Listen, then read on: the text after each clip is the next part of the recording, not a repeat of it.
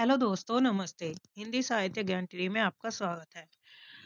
हम जो UGC net syllabus जून की तैयारी के लिए शुरू किया है कोर्स, तो इकाई 2 से इससे पहले मैंने सिलेबस की पूरी वीडियो बनाई, तो आप एक बार सिलेबस जरूर देख लीजिए कि सिलेबस में हमें क्या-क्या पढ़ना है। दूसरी वीडियो मैंने बनाई है 1 से लेकर 10 तक के संपूर्ण कवि, जितनी भी कवि रचनाएं लगी हुई है, उनका प्रकाशन वर्ष और जन्म वर्ष। तो एक बार उस वीडियो को ज़रूर देखें, वहाँ से आपका बेसिक तैयार होगा। आप 1-2 बार देखेंगे तो आपको पता लगेगा कि हाँ, उसमें कितने कवि हैं। अब आप यही देख लीजिए कि 13 उपन्यास है, 13 उपन्यास के 13 कवि। कविताएँ हैं, उसमें 23 कवियों की रचनाएँ लगी हुई हैं और 21 कहानियाँ, 21 कवि। नाटक हैं 10, 10 कवि उसके, 11 कवि निबंध के। तो कितने कवियों हमारा प्रकाशन वर्ष यहीं पे याद हो जाएगा सिलेबस में ही। तो उस वीडियो को आप ज़रूर देखें, वहाँ से आपका बिल्कुल ज़ीरो से स्टार्ट किया है मैंने। तो एक बार वीडियो ज़रूर देख लीजिए, वहाँ से आपका प्रकाशन वर्ष और कवियों के बारे में जानकारी मिल जाएगी कि कौन-कौन से कवि यूजीसी नेट के सिलेबस के अंतर्गत आते हैं। अब मैंने किया हिंदी साहित्य का इतिहास, यूनिट 2 से स्टार्ट किया। ये तो होगी बेसिक जानकारी सिलेबस की, और सिलेबस 1 से 10 तक के कवि और प्रमुख रचनाएँ, उनका प्रकाशन वर्ष। तो वे आप देख लीजिए, वीडियो आपको मिल जाएगी यूट्यूब चैनल पर। कल मैंने एक वीडियो में डाला था हिंदी साहित्य का दर्शन, हिंदी साहित्य के इतिहास की लेखन पद्धतियाँ और हिंदी साहित्य का काल विभाजन और नामकरण से संबंधित आदिकाल की विशेषताएं भी उसमें दी गई थी। आज हम करेंगे आदिकाल की साहित्यिक प्रवृत्तियां, रासो साहित्य, आदिकालीन हिंदी के जैन साहित्य, सिद्ध साहित्य, नाथ साहित्य, अमीर खुसरो।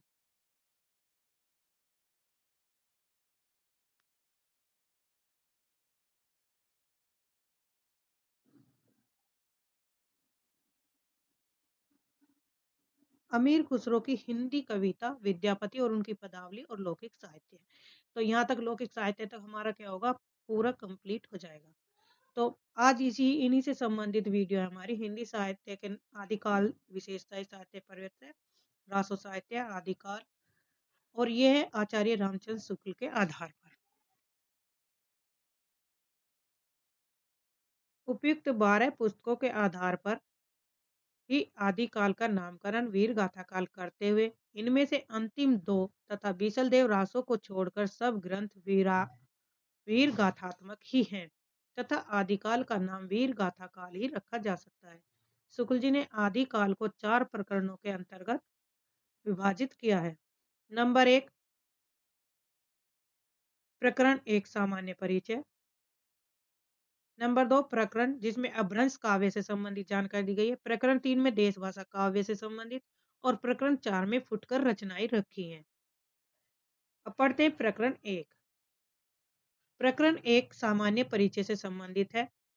इसमें आदिकाल के आरंभ अवधि और उसकी 2 मूल विशेषताओं का इसमें वर्णन किया है। कितनी विशेषताओं का? 2 का। प्राकृत भाषा की 3 अवस्थाएं मानिए। भाषा की 3 अवस्थाएं कौन सी है? पहली है पाली, दूसरी प्राकृत, और अंतिम अवस्था है अपभ्रंश की। अपभ्रंश की। तो इन 3 अवस्थाओं का आचार्य रामचंद्र शुक्ल जी ने वर्णन किया है, जिसमें प्राकृत की भाषा की 3 अवस्थाएं मानी है, जिसमें जिस अवस्था को पाली, दूसरी को प्राकृत और अंतिम अवस्था को अपभ्रंश कहा है। प्रथम अवस्था किसे कहा है? पाली को, दूसरी को प्राकृत, और तीसरी अंतिम अवस्था जो है अपभ्रंश। आचार्य शुक्ल जी के अनुसार प्राकृत की अंतिम अपभ्रंश अवस्था से ही हिंदी साहित्य का आविर्भाव माना जा सकता है। उस समय जैसे गाथा कहने से प्राकृत का बोध होता था, वैसे ही दोहा का दुआ कहने से अपभ्रंश या प्रचलित काव्य भाषा पद समझा जाता था। तो वेरी वेरी इंपॉर्टेंट कथन है, कई बार एग्जाम में ये पूछा जा चुका है। जू की तू पंक्तियां आती है एग्जाम में, और ये कथन किसका ये पूछा जाता है, तो आचार्य रामचंद्र शुक्ल जी ने कहा था। आचार्य शुक्ल ने अपभ्रंश के लिए प्राकृताभास हिंदी, प्राकृत की अंतिम अवस्था और पुरानी हिंदी जैसे शब्दों का प्रयोग किया। तो आचार्य रामचंद्र शुक्ल ने अपभ्रंश के लिए किन किन शब्दों का प्रयोग किया? प्राकृताभास हिंदी, प्राकृत की अंतिम अवस्था और पुरानी हिंदी जैसे शब्दों का प्रयोग किया। नेक्स्ट है अपभ्रंश या प्राकृताभास हिंदी के पदों का सबसे पुराना पता तांत्रिक और योग मार्गी बोधों और सिद्धों की सांप्रदायिक रचनाओं के भीतर विक्रम की 7वीं शताब्दी के अंतिम चरण में लगता है। तांत्रिक विक्रम की 7वीं शताब्दी के अंतिम चरण में लगता है। मुंज और भोज के समय संवत 1050 के लगभग तो ऐसी अपभ्रंश या पुरानी हिंदी का पूरा प्रचार शुद्ध साहित्य या काव्य रचनाओं में भी पाया जाता है। अतः हिंदी साहित्य का आदिकाल संवत, ठीक है, आचार्य रामचंद्र शुक्ल जी ने जो समय काल माना है वो संवत में माना है। तो संवत आदिकाल का जो संवत समय है 1050 से लेकर संवत 1375, अर्थात महाराज भोज के समय से लेकर हमीर देव के समय के कुछ पीछे तक माना जाता है। इस पीछे का अर्थ है आगे से लिया गया है। संवत में से सन निकालने के लिए 1050 में से आप 57 माइनस कर दीजिए तो हमारा ईसवी सन निकल आएगा। इधर से लिए 10, 10 में से 7 गए, 3 बचे 4, यहाँ रह गए 10, 14, 14 में से 5 गए 9, यहाँ बचे 9 तो 993 समय ईस्वी में माना जाएगा आदिकाल का। तो इस तरह से अगर हमें संवत निकालना है तो 993 में आप 57 प्लस कर दीजिए, यहाँ पे जुड़ जाएंगे तो आपका संवत सम आ जाएगा। बस आपको इतना याद रखना है रटने का, क्योंकि कभी कभी ऐसा होता है संवत में भी समय पूछ लिया जाता है और ईस्वी में, तो वहां पे कंफ्यूज हो जाते हैं कि हमें संवत का ध्यान नहीं रहता। हालांकि प्रथम सिद्ध सरापा का समय राहुल सांकृत्याय के अनुसार सामान्य 769 ईस्वी स्वीकार किया जाता है, किंतु शुक्ल जी ने उनका समय 633 ईस्वी विक्रम संवत 690 माना है। तो विक्रम संवत में 690 है और वैसे ईस्वी में 769। अतः इसी आधार पर उन्होंने 8वीं शताब्दी के बजाय 7वीं शताब्दी से सिद्धों की रचनाओं में अपभ्रंश के पदों की प्राप्ति को मानते हैं। जनश्रुति इस काल का आरंभ और पीछे ले जाती है और संवत 770 में भोजपुर पुरुष राजा मान के सभासद पुष्य नामक किसी बंदी जन का दोहों में एक अलंकार ग्रंथ लिखना बताती है। शिव सिंह सरोज पर इसका कहीं कोई प्रमाण उपलब्ध नहीं है। प्राय लोग प्रचलित बोलचाल की भाषा साहित्य की भाषा में अंतर रहा है, यानी कि जो भाषा लोग साधारण बोलचाल की थी और साहित्य की भाषा में क्या रहा अंतर रहा। अपभ्रंश भी उस समय की ठीक बोल चाल की भाषा नहीं रही जिस समय की रचनाएं मिलती है। ये कह रहे हैं कवि जी कि जिस समय में ये रचनाएं मिलती है उस समय में भी अपभ्रंश की बोलचाल नहीं थी, बल्कि उस समय के कवियों की भाषा थी। शुक्ल जी ने अपभ्रंश के संबंध में लिखा, कवियों ने काव्य परंपरा के अनुसार साहित्य प्राकृत के पुराने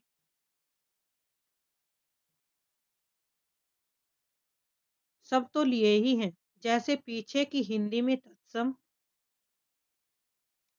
संस्कृत शब्द लिए जाने लगे, विभक्तियां कारक चिन्ह और क्रिया के रूप में आदि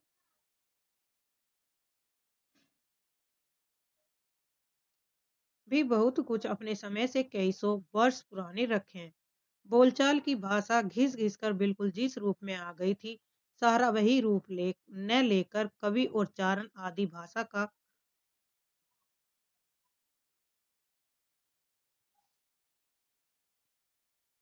बोलचाल की भाषा घिस घिस कर बिल्कुल जिस रूप में आ गई थी, सारा वही रूप न लेकर कवि और चारण आदि भाषा का बहुत कुछ रूप व रूप व्यवहार में लाते थे, जो उनसे 100 वर्ष पहले से कवि परंपरा रखती चली आ रही थी। यानी कि वो कह रहे हैं कि कवि जो और चारण काल थे वे क्या करते थे, बहुत जो भी कुछ शब्दों का प्रयोग करते थे उन्हें व्यवहार में लाते थे अपने, और उन्हीं व्यवहारों को में लाते हुए यही कवि की क्या बन गई परंपरा बन गई। सब एक दूसरे को देखकर इसी बोलचाल की व्यवहार की भाषा को अपनाने लगे थे। अपभ्रंश के जो नमूने ये सारे कथन इम्पोर्टेंट है। अपभ्रंश के जो नमूने हमें पदों में मिलते हैं उस काव्य भाषा के हैं, जो अपने पुरानेपन के कारण बोलने की भाषा से कुछ अलग, बहुत दिनों तक आदि काल के अंत तक क्या उससे पीछे तक पोथियों में चलती रही है। ये यूजीसी नेट 2019 में ये कथन पूछा गया है, इम्पोर्टेंट है। उस समय रचनाओं की भाषा बहुत विविधता थी। एक ही समय में विक्रम की 14वीं सदी के मध्य में सारंगधर, अपभ्रंश और खुसरो देश भाषा खड़ी बोली हिंदी का प्रयोग कर रहे थे। विद्यापति दोनों प्रकार की भाषाएं अपभ्रंश के रूप में अवध और देश भाषा रूप में मैथिली का प्रयोग कर रहे थे। यानी कि जो अमीर खुसरो कवि थे वे खड़ी बोली का प्रयोग कर रहे थे, सारंगधर अपभ्रंश भाषा का, और विद्यापति जो मैथिली और अवध दोनों ही भाषा का प्रयोग कर रहे थे। अपभ्रंश के रूप में विद्यापति ने कौन सी भाषा अपनाई? अवहट। और देश भाषा के रूप में मैथिली। इनके समांतर ही कबीर की रचनाओं का आरंभिक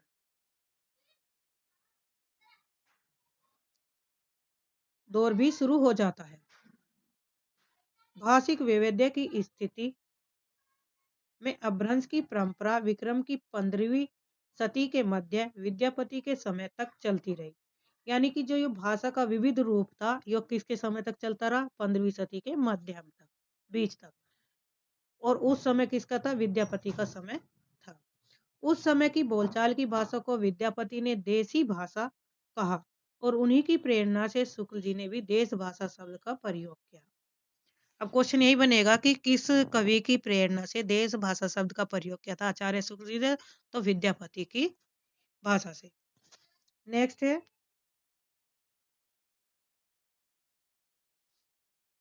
उस समय की बोलचाल की भाषा देश भाषा के दो रूप आदिकालीन रचनाओं में मिलते हैं। जैसे प्राकृत की रूढ़ियों से बहुत कुछ मुक्त और पूरी तरह मुक्त थी। मुक्त मतलब स्वतंत्र थी। अमीर खुसरो और विद्यापति की भाषा प्राकृत की रूढ़ियों से मुक्त थी। देश भाषा की अन्य रचनाओं पर प्राकृत की रूढ़ियों का थोड़ा बहुत प्रभाव दृष्टिगोचर होता है। तो प्राकृत की जो भाषा है वो रूढ़ियों मतलब जो मतलब पहले से चली आ रही पुरानी भाषाओं का उन पर प्रभाव पड़ा है, लेकिन कम। शुक्ल जी द्वारा निर्दिष्ट आदिकाल की दो मूल विशेषताएं निम्नलिखित है। अनिर्दिष्ट लोक प्रवृत्ति। आदिकाल की दीर्घ परंपरा के बीच 150 वर्षों के भीतर रचना की किसी विशेष प्रवृत्ति का निश्चय नहीं होता। धर्म, नीति, श्रृंगार, वीर सब प्रकार की रचनाएं दोहों में ही मिलती है। इस काल में इस काल की जो साहित्यिक सामग्री प्राप्त हुई उसमें कुछ तो असंदिग्ध है मतलब अपर्याप्त है और कुछ संदिग्ध है, कुछ में संदेह है। असंदिग्ध सामग्री जो कुछ प्राप्त हुई और उसकी भाषा अपभ्रंश या अर्थात प्राकृताभास हिंदी है। यानी कि जो भी कोई उन्हें असंदिग्ध सामग्री प्राप्त हुई तो उसमें जो रचनाएं की गई थी वे कुछ तो अपभ्रंश भाषा का प्रयोग हुआ उसमें और कुछ में प्राकृताभास का हिंदी का प्रयोग हुआ था। प्रकरण दो। प्रकरण दो में पढ़ेंगे अब अपभ्रंश काव्य। जब से प्राकृत बोलचाल की भाषा न रह गई तभी से अपभ्रंश साहित्य का अविभाज्य समझना चाहिए। अब कह रहे कि अब तक जो कवि जो रचनाएं कर रहे थे उनमें साधारण बोलचाल की भाषा का प्रयोग कर रहे थे, लेकिन अब जो हो गया साहित्यिक भाषा का प्रयोग अलग होने लगा है। तो जब से हमें जब साधारण बोलचाल की भाषा न रह गई हो, खत्म हो गई हो, तभी से हमें अपभ्रंश साहित्य का विभाव समझना चाहिए। पुरानी प्रचलित काव्य भाषा अपभ्रंश में नीति, श्रृंगार, वीर आदि की कविताएं तो चली ही आती थी। जैन और बौद्ध धर्माचार्य अपने मतों की रक्षा और प्रचार के लिए भी उसमें उपदेश आदि की रचना करते थे। प्राकृत से बिगड़कर जो रूप प्राकृत से बिगड़कर जो रूप बोलचाल की भाषा ने ग्रहण किया वह भी आगे चलकर कुछ पुराना पड़ गया और काव्य रचना के लिए रूढ़ हो गया। अपभ्रंश नाम उसी समय से चला जब तक भाषा बोलचाल में थी।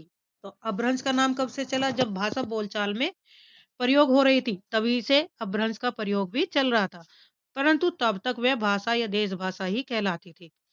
भाई चला तो आ रहा था पहले से ही, लेकिन पहले इसका अलग से नाम नहीं दिया गया, उसे क्या कहा? भाषा देश भाषा ही कहलाई, साधारण बोलचाल की भाषा ही कहलाई अपभ्रंश भी। जब वह भी साहित्य की भाषा हो गई, तब उसके लिए अपभ्रंश शब्द का व्यवहार होने लगा। जब अपभ्रंश भाषा का प्रयोग साहित्य हो गया, तब उसका व्यवहार भी होने लगा था। किसका? अपभ्रंश भाषा का। तो ये सारे कथन हैं, ये आचार्य रामचंद्र शुक्ल जी के अनुसार है। आचार्य रामचंद्र शुक्ल जी बता रहे हैं, अपभ्रंश के नाम का इतिहास इस प्रकार है। भरत मुनि ने अपभ्रंश नाम न लेकर देश भाषा ही कहा। इम्पोर्टेंट है कि किस कवि ने क्या कहा। तो भरत मुनि ने अपभ्रंश को का नाम न देकर क्या कहा? इसे देश भाषा। वरुचि ने प्राकृत प्रकाश में उल्लेख नहीं किया। अपभ्रंश नाम पहले पहल बल्लभी के राजा धारसेन। इम्पोर्टेंट है।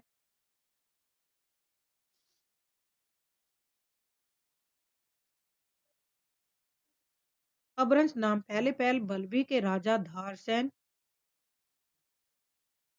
द्वितीय के शिलालेख में मिलता है, जिसमें उसने अपने पिता गुहसेन विक्रम संवत 650 के पहले को संस्कृत, प्राकृत और अपभ्रंश तीनों का कवि कहा है। यानी जो अपभ्रंश नाम पहले पहल बल्लभी के राजा वीरसेन द्वितीय के शिलालेख में धारसेन, अपभ्रंश नाम पहले पहल बल्लभी के राजा धारसेन द्वितीय के शिलालेख में मिलता है, उसमें उसने अपने पिता गुहसेन, ठीक है, जो उसके पिता थे गुहसेन को संस्कृत, प्राकृत और अपभ्रंश तीनों का कवि कहा है। भामह ने तीनों भाषाओं का उल्लेख किया। तो तीनों भाषाओं का प्रयोग किस कवि ने किया? भामह ने। बाण ने हर्षचरित में संस्कृत कवियों के साथ साथ भाषा कवियों का भी उल्लेख किया।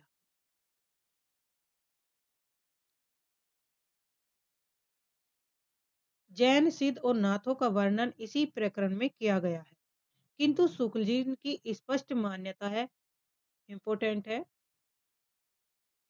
कि अपभ्रंश की पुस्तकों में कई तो जैनों के धर्म तत्व निरूपण ग्रंथ हैं, जो साहित्य की कोटि में नहीं आती और जिनका उल्लेख केवल यह दिखाने के लिए ही किया गया है कि अपभ्रंश भाषा का व्यवहार कब से हो रहा हो। यानी कि उन्होंने ये बताया कि इस जो साहित्य की कोटि में नहीं आते, उनका उल्लेख केवल यही दिखाने के लिए किया गया कि अपभ्रंश भाषा का व्यवहार रूप में कब से प्रयोग होता आ रहा है। नेक्स्ट है, उनकी रचनाएं सिद्धों व नाथों की तांत्रिक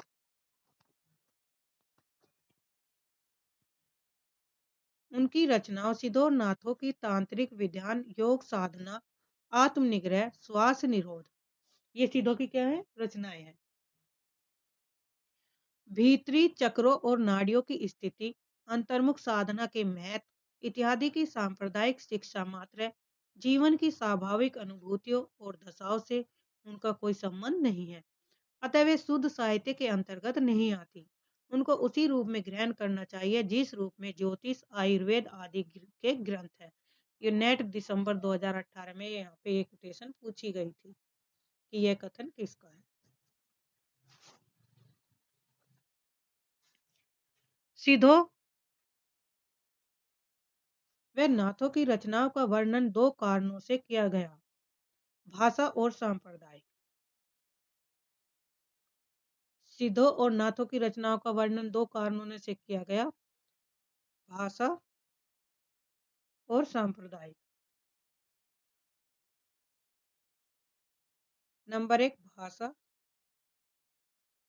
और सांप्रदायिक। प्रवृत्ति और उसके संस्कार की परंपरा है। कबीर आदि संतों को नाथपंथियों से जिस प्रकार साखी और बानी शब्द मिले, उसी प्रकार साखी और बानी के लिए बहुत कुछ सामग्री और सदुकड़ी भाषा भी रही।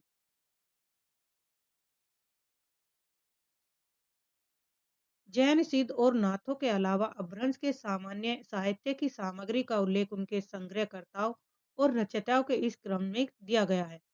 हेमचंद, सोमप्रभ सूरी, जैनाचार्य मैरुतिंग, विद्याधर, सारंगधर, हमीर रासो और विद्यापति की कीर्तिलता और कीर्ति पताका।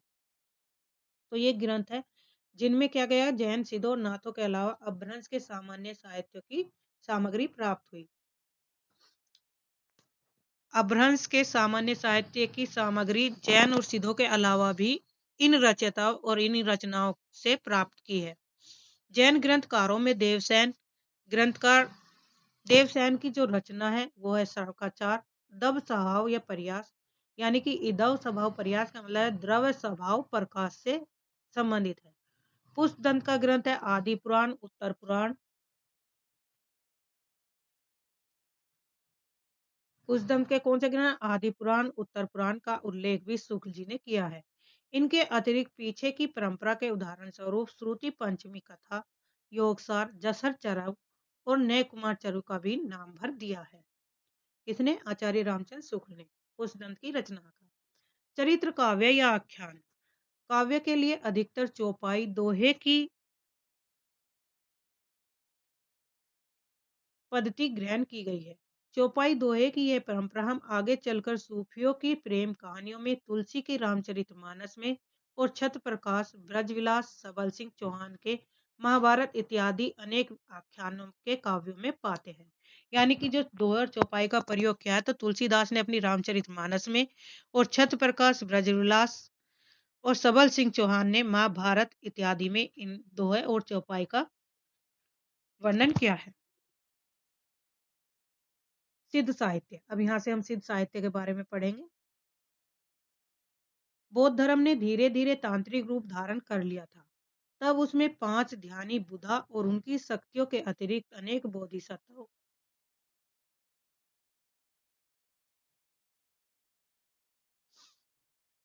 तांत्रिक रूप धारण कर लिया था।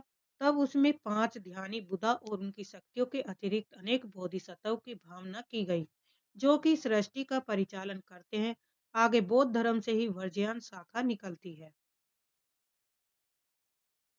यानी कि जो बौद्ध धर्म था वो 2 भागों में बट गया था, हीनयान और महायान।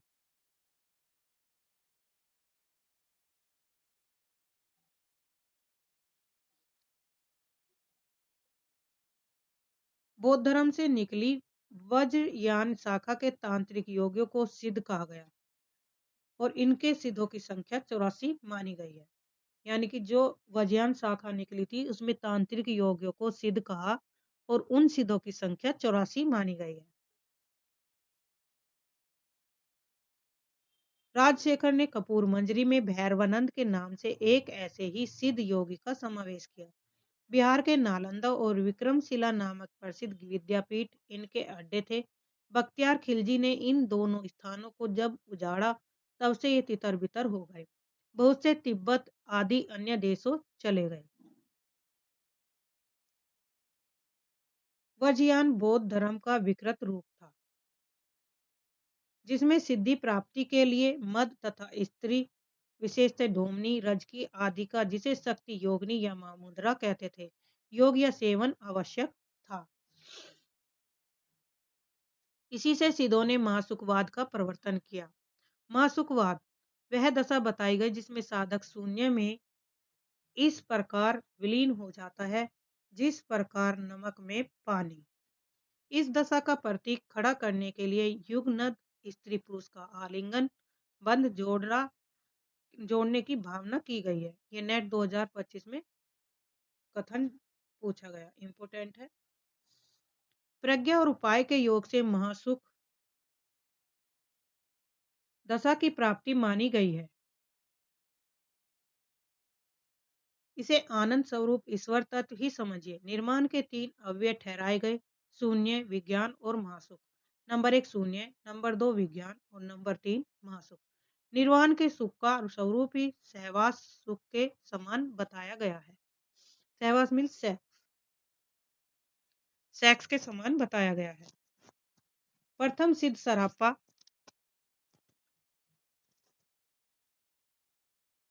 सहज जीवन पर बहुत बल देते थे। इसी से वर्ज्यान शाखा को सहजयान भी कहा गया। जो प्रथम कवि सिद्ध सरापा हुए वो सहज जीवन पर, यानी कि अपना जीवन सरल और तरीके से बिताए, तो उस पर ज्यादा बल दिया था और इसीलिए इस शाखा को, वर्ज्यान शाखा को सहजयान भी कहा जाने लगा था। सिद्ध सिद्धियों और विभूतियों के लिए प्रसिद्ध थे। लोग इन्हें अलौकिक शक्ति संपन्न समझते थे। जनता पर सिद्धों का प्रभाव विक्रम की 10वीं शताब्दी से ही पाया जाता है, जो मुसलमानों के आने पर पठानों के समय तक कुछ बना रहा। सिद्धों ने रिजु सीधा दक्षिण मार्ग को छोड़कर वंग टेढ़ा वाम मार्ग अपनाने का उपदेश दिया। जो सिद्ध थे उन्होंने सीधा मार्ग छोड़ दिया दक्षिण का और उसे टेढ़े वाम मार्ग को अपनाने का उपदेश दिया। किसने? सिद्धों ने। कैसा ही शुद्ध और सात्विक धर्म हो, गुहा और या रहस्य के प्रवेश से वह किस प्रकार विकृत और पाखंडपूर्ण हो जाता है, वर्ज्यान इसका प्रमाण है। यानी कि वर्ज्यान साखर में इसका प्रमाण मिलता है कि वह किस तरह से विकृत रूप मतलब बिगड़ रूप उसका रूप बिगड़ जाता है और पाखंडपूर्ण हो जाता है। बाह्य आडंबर दिखावटीपन का इसमें जिक्र किया गया है। अपने मत का संस्कार जनता पर डालने के लिए सिद्ध संस्कृत रचनाओं के अतिरिक्त अपनी बानी रचनाएं अपभ्रंश मिश्रित देश भाषा में भी बराबर सुनाते रहे। इसे शुक्ल जी ने देश भाषा मिश्रित अपभ्रंश या पुरानी हिंदी कहा है। वेरी वेरी इंपॉर्टेंट है। सिद्ध सरापा की उपदेश की भाषा तो पुरानी टकसाली हिंदी देश भाषा मिश्रित अपभ्रंश है, पर गीत की भाषा पुरानी बिहारी या पूर्वी बोली मिली है। कबीर की साखी उपदेश धर्मी दोहों की भाषा तो खड़ी बोली राजस्थानी मिश्रित सामान्य भाषा सदुकड़ी है। यानी कि सदुकड़ी भाषा उसे कहा गया जिसमें कई बोलियां मिश्रित हो। जैसे इसमें क्या कबीर की साखी उपदेश धर्मी दोहों में भाषा तो खड़ी बोली है परंतु उसमें राजस्थानी भाषा का मिश्रण है जिसे सामान्य भाषा में सदुकड़ी भाषा कहा। पर रैमैनी के पदों में काव्य की ब्रजभाषा और कहीं कहीं पूर्वी भी बोली है इसमें।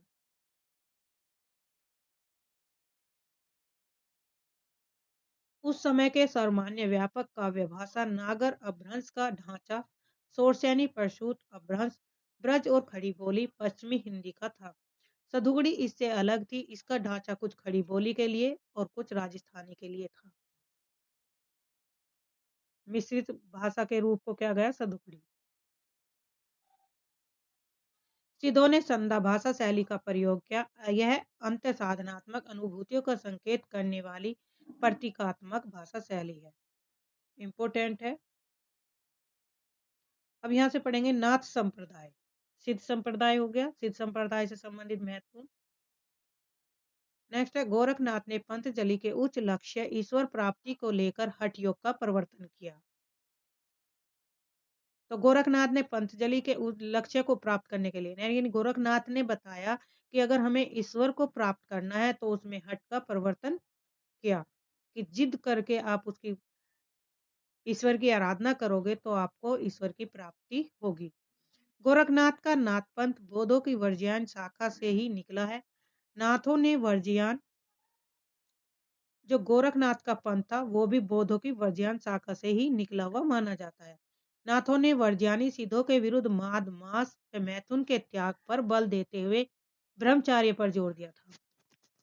अब जो गोरखनाथ नाथ पंथ के तो उन्होंने किस पर दिया? उन्होंने कहा माद मसीरा और सेक्स को त्याग दीजिए और शुद्ध ब्रह्मचार्य का पालन कीजिए, तो उस पर जोर दिया। साथ ही शारीरिक और मानसिक सुचिता अपनाने का भी उन्होंने संदेश दिया। अलबत्ता शिव शक्ति की भावना के कारण कुछ श्रृंगारमयी वाणी भी नाथ पंथ के किसी न किसी ग्रंथ जैसे शक्ति संगम के तंत्र में मिलती है, लेकिन फिर भी इनका मार्ग सिद्धों से कुछ समानता रखते हुए भी अलग था। इसी से नाथों और सिद्धों में ये समानताएं मिलती हैं। दोनों नाथ और बिंदु के योग से जगत की उत्पत्ति मानते हैं।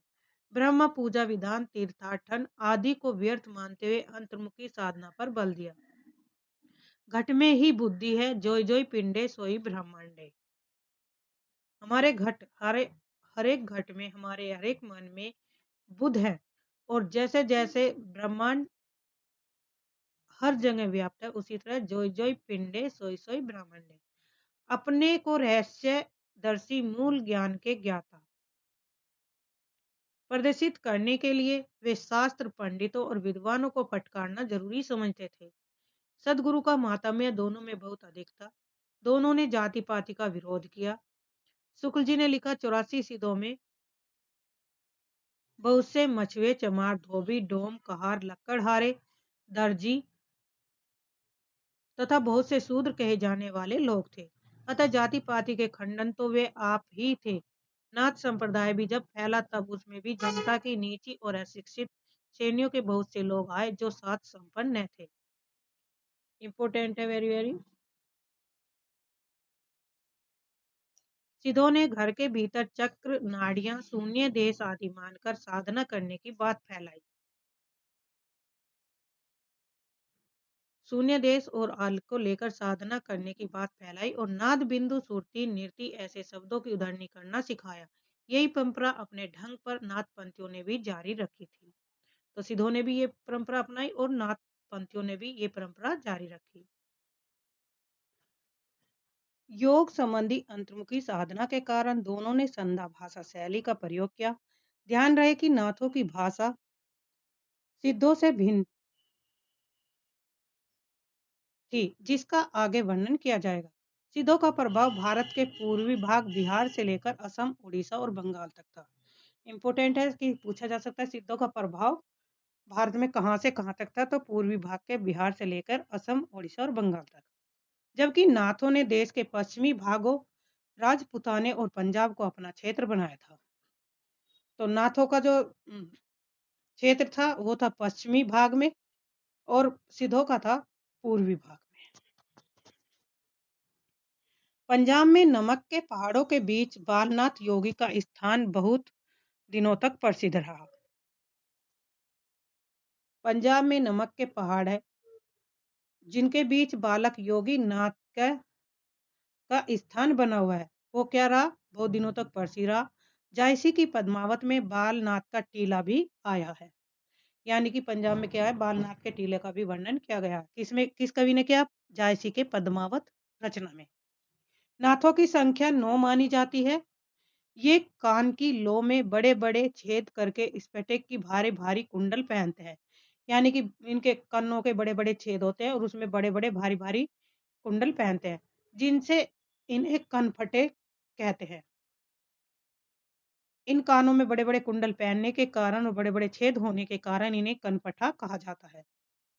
जिस प्रकार सिद्धों की संख्या 84 प्रसिद्ध है, उसी प्रकार नाथों की संख्या 9 है। 9 संख्या बताइए। अब भी लोग नवनाथ और 84 सिद्ध कहते सुने जाते हैं।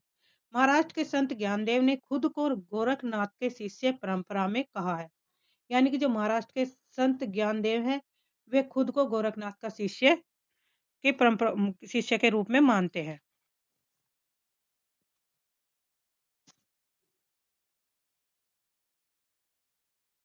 शुक्ल जी ने गोरखनाथ का गुरु मत्स्यनाथ और मत्स्यनाथ के गुरु जलंधर नाथ को माना है। तो शुक्ल जी गोरखनाथ का गुरु किसे मानते हैं, मत्स्यनाथ को।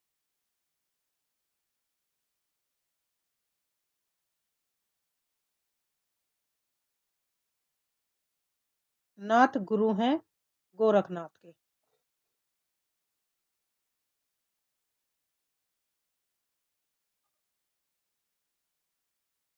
मत्स्यनाथ के गुरु गोरखनाथ और मत्स्यनाथ के जो गुरु हुए वे जलंधर नाथ हुए।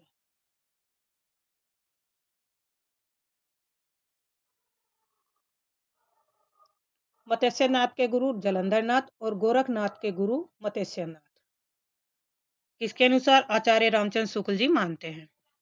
नेक्स्ट है, इन सब बातों पर विचार करने के लिए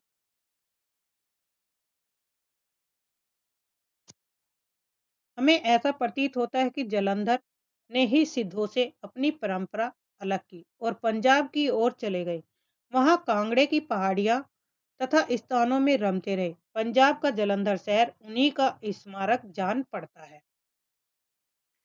जलंधर कहाँ पर चले गए थे, पंजाब में चले गए थे और उन्हीं के नाम पर ये जलंधर शहर उनकी स्मरण के उसके नाम में याद में जाना जाता है। किसके, जलंधर नाथ के नाम पर ही जलंधर शहर का नाम पड़ा।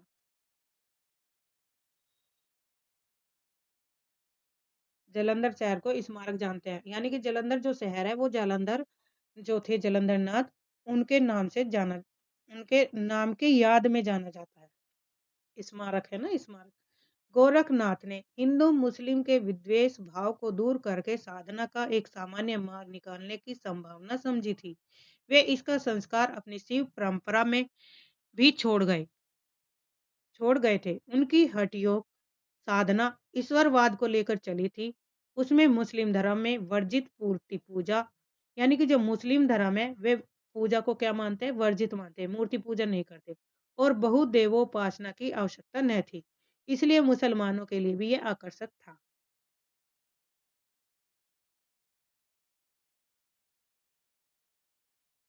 मुसलमानों में क्या है? मूर्ति पूजा नहीं करते वो। इतिहास से इस बात का पता लगता है कि महमूद गजनवी के भी कुछ पहले सिंध और मुल्तान में भी कुछ मुसलमान बस गए थे, जिनमें कुछ सूफी भी थे और बहुत से सूफियों ने भारतीय योगियों से प्राणायाम आदि की क्रियाएं भी सीखी थी। योग साधनाएं की क्रियाएं सीखी थी। इसका उल्लेख मिलता है गोरखनाथ, चाहे विक्रम की 10वीं शताब्दी में हुए हो या चाहे 13वीं शताब्दी में।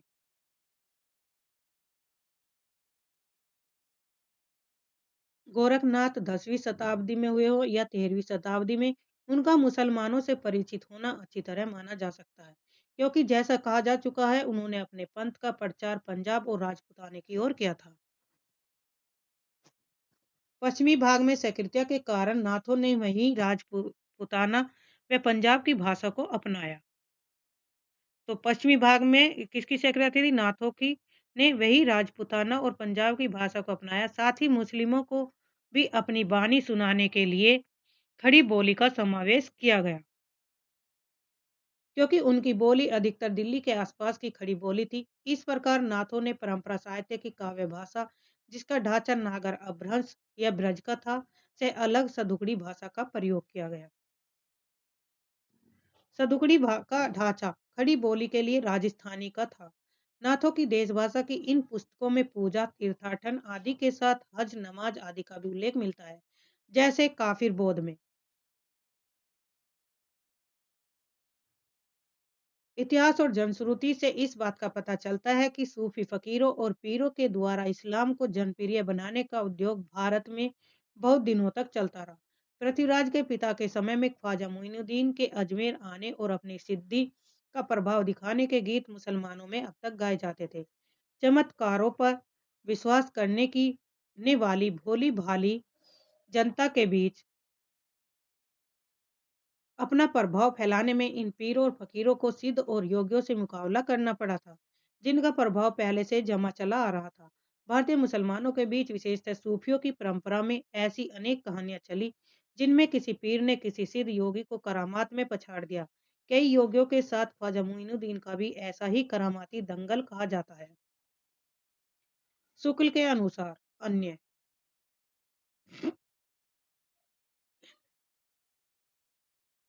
अन्य कवियों के बारे शुक्ल जी के अनुसार अपभ्रंश की रचनाओं की परंपरा लगभग 1340 ईस्वी में सारंगधर ग्रंथ, सारंगधर पद्धति और हमीर रासो पर खत्म हो जाती है। हालांकि इसके 50-60 वर्ष पीछे विद्यापति के दो ग्रंथ मिलते हैं।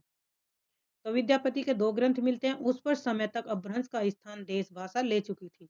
विद्यापति के इन प्रस्तुति मूलक दो छोटे छोटे ग्रंथों का प्रथम परिचय जॉर्ज ग्रियर्सन को उनके पदों का संग्रह करते हुए हुआ, किंतु उन्हें ये मिले नहीं थे।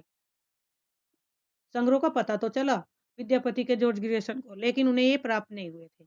महोपाध्याय पंडित हरप्रसाद शास्त्री को नेपाल के राजकीय पुस्तकालय में कीर्तिलता प्राप्त हुई। तो विद्यापति द्वारा रचित पुस्तक थी कीर्तिलता। तो वो किसे प्राप्त हुई? हरप्रसाद शास्त्री को। कहाँ पर? नेपाल के राजकीय पुस्तकालय में। कीर्ति पताका की सूचना मात्र है।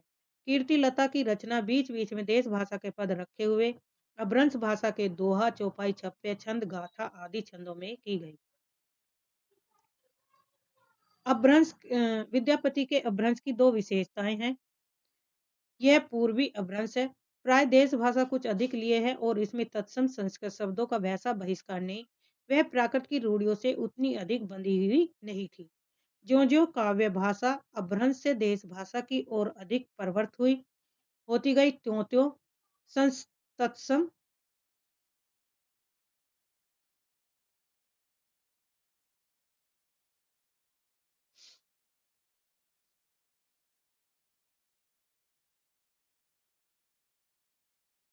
ज्यों-ज्यों काव्य भाषा अपभ्रंश से देश भाषा की ओर अधिक प्रवृत्त होती गई, त्यों-त्यों तत्सम संस्कृत रखने में संकोच भी घटता गया। सारंगधर के पदों और कीर्तिलता में इसका प्रमाण मिलता है। काव्य रचना के लिए भाषा अपभ्रंश से देश भाषा की ओर उन्मुख हो रही थी। यानी कि जो अब रचनाएं लिखी जाने लगी थी, वो किसके रूप में लिखी जाने लगी थी? अपभ्रंश से देश भाषा की ओर हो रही थी रचनाएं, जिससे भाषा में लगातार बदलाव देखने को मिलता है। विशेष रूप से अपभ्रंश के 3 रूप मिलते हैं। नंबर 1, पुरानी व्यापक काव्य भाषा। इसका ढांचा शौरसैनी प्रसूत अपभ्रंश अर्थात ब्रज और खड़ी बोली, पश्चिमी हिंदी का था, जो सिद्धों की भाषा यही थी। तो सिद्धों की भाषा कौन सी थी? पश्चिमी ब्रज और खड़ी बोली, सदुकड़ी। दूसरी थी सदुकड़ी। इसका ढांचा खड़ी बोली लिए राजस्थानी का था, जो नाथों ने इसका प्रयोग किया था। सदुकड़ी भाषा का प्रयोग किया नाथों ने। सारंगधर और विद्यापति की प्राकृत की रूढ़ियों से लगभग मुक्त होने की प्रक्रिया की शुरुआत का परिचय देती भाषा। इसका सर्वाधिक प्रधान लक्षण तत्सम शब्दों के प्रयोग में घटता संकोच था। प्रकरण 3। प्रकरण 3 से संबंधित है। इस प्रकरण में देश भाषा, उसमें रचित रासो काव्य और 7 ग्रंथों का विवेचन किया गया है। ये देश भाषा और काव्य वीर गाथा काल से संबंधित प्रकरण 3 है। इसमें 7 ग्रंथ इस प्रकार है। नंबर 1, कुमार रासो दलपत विजय का, बीसल देव रासो नरपति नाल का, पृथ्वीराज रासो चंद्रवदाय का, जयचंद प्रकाश भट्ट केदार की है, जय मयक जस चंद्रिका मधुकर कवि की है, परमाल रासो जगनिक की है और रणमल छंद श्रीधर की रचना है। ये वीर गाथात्मक रचना मानी जाती है। शुक्ल जी द्वारा अपने ग्रंथ के आरंभ में दी गई 12 पुस्तकों की सूची में से 8 को देश भाषा काव्य में रखा। जो शुक्ल जी ने 12 पुस्तक दी थी, उनमें से 8 को देश भाषा काव्य में रखा, जिनमें से 6 का वर्णन इस प्रकरण में किया गया।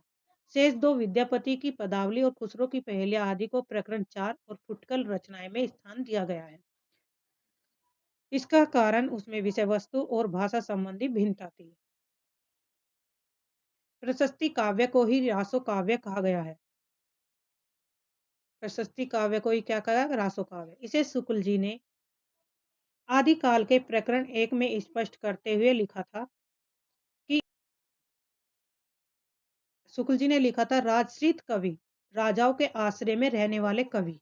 राजश्रित का मतलब है राजाओं के आश्रय में रहने वाले कवि और चारण, जिस प्रकार नीति श्रृंगार आदि के फुटकल दोहे राजसभाओं में सुनाया करते थे, उसी प्रकार अपने आश्रयदाता राजाओं के पराक्रमपूर्ण चरितों और गाथाओं का वर्णन भी किया करते थे। यही प्रबंध परंपरा रासों के नाम से पाई जाती थी, जिसे लक्ष्य रख करके इस काल को हमने वीर गाथा काल कहा। तो यह कथन किसका? आचार्य रामचंद्र शुक्ल जी का है और यह इंपॉर्टेंट है। नेक्स्ट है, गुप्त साम्राज्य के ध्वस्त होने पर हर्षवर्धन की मृत्यु संवत 704 के उपरांत भारत का पश्चिमी भाग ही भारतीय सभ्यता और बल वैभव का केंद्र हो रहा था। कन्नौज, अजमेर, अनिलवाड़ा आदि बड़ी-बड़ी राजधानियां उधर ही प्रतिष्ठित थी। उधर की भाषा ही शिष्ट मानी जाती थी और कवि चारण उसी भाषा में रचना करते थे। प्रारंभिक काल का जो चरण साहित्य रासो हमें मिल उपलब्ध है, उसका आविर्भाव उसी भूभाग में हुआ था। हर्षवर्धन के बाद केंद्रीय सत्ता न रहने से वह छोटे-छोटे राज्य खुद को स्वतंत्र घोषित कर दिए। भाई जब किसी राज्य पर कोई नियंत्रण नहीं रहा, तो सब अपने को क्या मानने लगे? स्वतंत्र मानने लगे। स्वतंत्र घोषित हो कर चुके थे। लड़ाई आम हो गई थी। कभी साम्राज्यवादी इच्छा से, तो कभी-कभी शौर्य प्रदर्शन मात्र से लड़ाई मोल ली जाती थी। बीच-बीच में मुसलमानों, विदेशी आक्रांताओं के हमले भी होते रहते थे। यानी कि एक दूसरे से ज्यादा ताकतवर बताने के लिए ये लड़ाई लड़ते थे कि हम आपसे ज्यादा ताकतवर हैं। बीच-बीच में मुसलमान और विदेशी आक्रमणों के भी हमले होते थे। इस प्रकार जिस समय से हमारे हिंदी साहित्य का अभ्युदय होता है, वह लड़ाई-भिड़ाई का समय था। वीरता के गौरव का समय था। ऐसे में केवल वीर गाथाओं की उन्नति ही संभव थी। राजा भोज की सभा में खड़े होकर राजा भोज की सभा में खड़े होकर राजा की दानशीलता का लंबा चौड़ा वर्णन करके लाखों रुपए पाने वाले कवियों का समय बीत चुका था। भाई जब जो कवि रचना करते थे, तो राजा की इच्छा के अनुसार करते थे। वे राजा क्या करते थे? अपना गुणगान कराते थे, अपनी वीरता का, सौंदर्य का, अपनी शक्तिशाली का, इनका वर्णन कराते थे कवियों से और उन्हें लाखों रुपए दान में देते थे। अब वो समय बीत चुका था। राज दरबारों में शास्त्रार्थों की वह धूम नहीं रह गई थी। पांडित्य के चमत्कार पर पुरस्कार का विधान भी ढीला पड़ गया था। उस समय तो जो भाट या चारण किसी राजा के पराक्रम, विजय, शत्रुकन्या हरण आदि का अतिशयोक्तिपूर्ण आलाप करता या रण क्षेत्रों में जाकर वीरों के हृदय उत्साह की उमंगे भरा करता था, तो वही सम्मान पाता था। यानी कि जो भी राजाओं और रानियों के बारे में, शत्रु कन्या के हरण या इनके बारे में बताता था, उन्हें बढ़ा चढ़ाकर वर्णन करता था, उनका अतिशयोक्तिपूर्ण बढ़ा चढ़ाकर, तो उसे क्या करता था, उस कवि को उसमें क्या मिलता था, सम्मान मिलता था उन्हें कि हाँ। तो ये समय था भाट या चारण किसी राजा के पराक्रम, विजय, शत्रु कन्या हरण आदि का अतिशयोक्तिपूर्ण आलाप करता था, यानी कि उनका जो वर्णन करता था, इनका बढ़ा चढ़ाकर जो वर्णन करता था, रण क्षेत्रों में जाकर वीरों के हृदय में उत्साह की उमंगे भरता था, वीरों को उत्साहित करता था, वही सम्मान पाता था। नेक्स्ट है प्रस्तुति मूलक काव्य। वीर गाथाओं की मुख्य विशेषताएं इस प्रकार है, दो रूपों में मिलती है। नंबर एक, प्रबंध काव्य के साहित्यिक रूप में और वीर गीतों बैलेट्स के रूप में। दूसरी है वीर रस के पद प्रचलित छंद दोहे के बजाय प्रिय छप्पे में लिखे जाते थे। अब छंद दोहे के अब बजाय कि इसमें लिखने जाने लगे छप्पे में। यूरोप की वीर गाथाओं की तरह ही मुख्य विषय युद्ध और प्रेम होता था। अब राजाओं के युद्ध और प्रेम के बारे में वर्णन किया जाने लगा था, उनकी वीरताओं के, उनके प्रेम का, उनके युद्धों का वर्णन किया जाने लगा था। इस प्रकार इन काव्यों में श्रृंगार का भी मिश्रण रहता था, पर गौण रूप में प्रधान वीर रस ही होता था। वीर गाथा काल में प्रधान रस वीर ही रहता था, श्रृंगार केवल सहायक के रूप में रहता था। जहाँ राजनीतिक कारणों से भी युद्ध होता था, वहां भी उन कारणों का उल्लेख न कर कोई रूपवती स्त्री का ही कारण कल्पित करके रचना की जाती थी। यानी कि युद्ध के बारे में न बताकर स्त्री के रूप के बारे में वर्णन किया जाता था कि वो इतनी सुंदर है जो आज तक किसी ने नहीं देखी। कल्पित, जैसे शहाबुद्दीन के यहाँ से एक रूपवती स्त्री का पृथ्वीराज के यहाँ आना ही लड़ाई की जड़ लिखी गई। अमीर पर अलाउद्दीन की चढ़ाई का ऐसा ही कारण कल्पित किया गया। अलाउद्दीन को पता चला कि जो रूपमती है वो इतनी सुंदर है कि दुनिया में कोई भी उसकी समान सुंदर नहीं है। तो उसकी एक झलक देखने के लिए और उसे अपना बनाने के लिए उसने क्या की थी, अलाउद्दीन ने चढ़ाई की थी। आश्रित कवि अपने राजाओं के शौर्य और आदि गुणों का अतिशयोक्तिपूर्ण वर्णन करते थे। जो राजाओं के आश्रय में रहने वाले कवि थे, वे अपने राजा के वीरता का और शक्ति का और उनके प्रदर्शन के, उनके शौर्य का वर्णन करते थे अपने दोहों में, गीतों में। इनसे इन काव्यों में प्रार्थानुकूल कल्पित घटनाओं की बहुत अधिक योजना रहती थी। यानी कि इस कारण इनमें क्या होती थी, कल्पनाएं का अधिक महत्व बढ़ जाता था। रासो काव्य के प्राय सभी ग्रंथों की सामग्री की प्रामाणिकता संदिग्ध है। यानी कि उनका कोई प्रमाण ठोस नहीं। संदिग्ध का मतलब क्या कि कोई ठोस प्रमाण नहीं मिलता।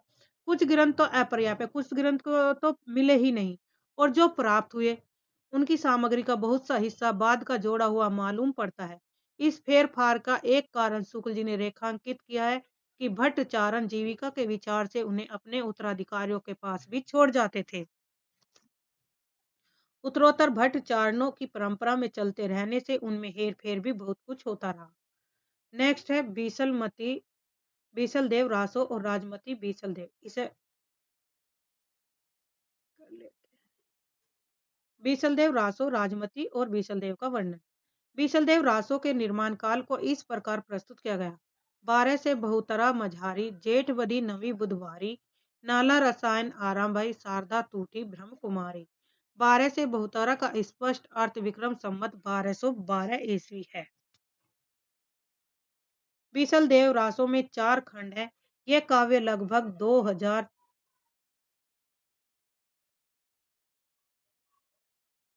2000 चरणों में समाप्त है। इसकी कथा का सार यूं है। खंड 1, मालवा के भोज परमाल की पुत्री राजमती से सांभर के बीसल देव का विवाह होता है। खंड 2 में बीसल देव का राजमती से रूठकर उड़ीसा की ओर प्रस्थान करना और वहां 1 वर्ष रहना। तीसरे खंड में राजमती का विरह वर्णन तथा बीसल देव का उड़ीसा से वापस आना, लौटना। तीसरे खंड में बताया और चौथे खंड में भोज का अपनी पुत्री को अपने घर लिवा ले जाना तथा बीसल देव का वहां जाकर राजमती को फिर से चित्तौड़ लाना। तो ये चारों खंड इंपॉर्टेंट है और इन चारों खंड से क्वेश्चन पूछा जा चुका है यूजीसी नेट में। वेरी वेरी इंपॉर्टेंट है कि कौन सा खंड इससे संबंधित है और कौन सा नहीं है। तो इंपॉर्टेंट है, इन खंडों को आप अच्छे से पढ़ लीजिए, याद कर लीजिए। दिए हुए संवत के विचार से कवि अपने नायक का समसामयिक जान पड़ता है, पर वर्णित घटनाएं विचार करने पर बीसलदेव के बहुत पीछे की लिखी जान पड़ती है, जबकि उनके संबंध में कल्पना की गुंजाइश ही हुई होगी। यानी वे कल्पना को ही मानते हैं कि कल्पना के कारण ये कहानी लिखी गई है। यह घटनात्मक काव्य नहीं है, वर्णात्मक है। इसमें दो ही घटनाएं हैं, बीसलदेव का विवाह और उनका उड़ीसा जाना। तो आचार्य रामचंद्र शुक्ल जी मानते हैं कि इसमें दो, यह एक घटनात्मक काव्य नहीं है, वर्णनात्मक है। इसमें दो ही घटनाओं का वर्णन है, एक तो बीसलदेव के विवाह और उनका उड़ीसा जाना। इनमें से पहली बात तो कल्पना प्रसूत प्रतीत होती है, यानी कि जो पहली बात कही गई है वह कल्पना पर आधारित है। बीसलदेव से 100 वर्ष पहले ही धार के प्रसिद्ध परमार राजा भोज का देहांत हो चुका था, अतः उनकी कन्या के साथ बीसलदेव का विवाह किसी पीछे के कवि की कल्पना ही प्रतीत होती होगी। उस समय मालवा में भोज नाम का कोई राजा नहीं था। बीसलदेव की एक परमाल वंश की रानी थी। यह बात परंपरा से अवश्य प्रसिद्ध चली आ रही है आती है, क्योंकि इसका उल्लेख पृथ्वीराज रासो में भी है। इस बात को लेकर पुस्तक में भोज का नाम रखा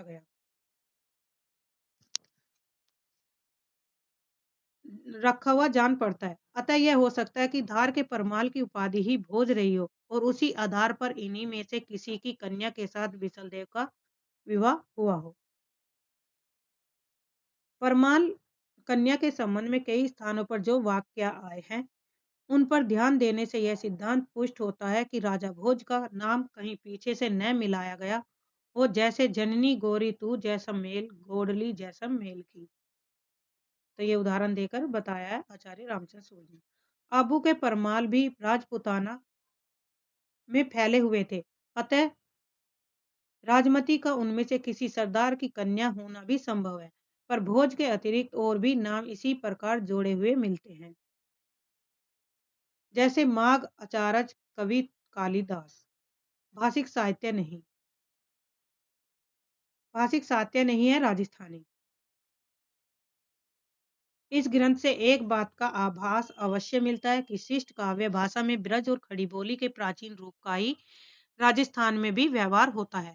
साहित्य की सामान्य भाषा हिंदी ही थी, जो पिंगल भाषा कहलाती थी। बीसलदेव रासों में भी बीच बीच में बराबर इस साहित्यिक भाषा हिंदी को मिलाने का प्रयत्न दिखाई पड़ती है। भाषा की प्राचीनता पर विचार करने के पहले यह बात ध्यान में रखनी चाहिए कि गाने की चीज होने के कारण इसकी भाषा में समय अनुसार बहुत कुछ फेरफार होता आया है, पर लिखित रूप में रक्षित होने के कारण इसका पुराना ढांचा बहुत कुछ बचा हुआ है। इसमें आए हुए कुछ फारसी तुर्की शब्दों की ओर ध्यान जाता है, जैसे महल, इनाम, नेताजनों, ताजियाना आदि। ये शब्द पीछे से मिले हुए भी हो सकते हैं। कवि द्वारा व्यवत भी कवि के समय से पहले ही पंजाब में मुसलमानों का प्रवेश हो गया था। आचार्य रामचंद्र सूर्य जी कहते हैं कि ये जो शब्द हैं ये पहले के हैं, क्योंकि उनके आने से पहले ही इसमें पंजाब में मुसलमानों का आगमन हो गया था और वे इधर उधर की जीविका के लिए फैलने लगे थे। अतः ऐसे साधारण शब्दों का प्रचार कोई आश्चर्य की बात नहीं है। बीसलदेव के सरदारों में ताजुद्दीन मियाँ भी मौजूद थे, जिन्हों की ये पंक्ति है: महल पलानियों ताजदीन खुरसाना चढ़ी चालियो गोर।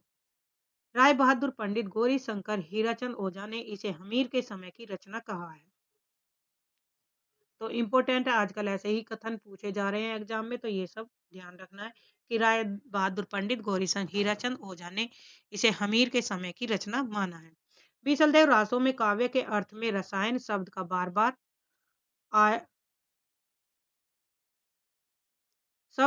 आया है।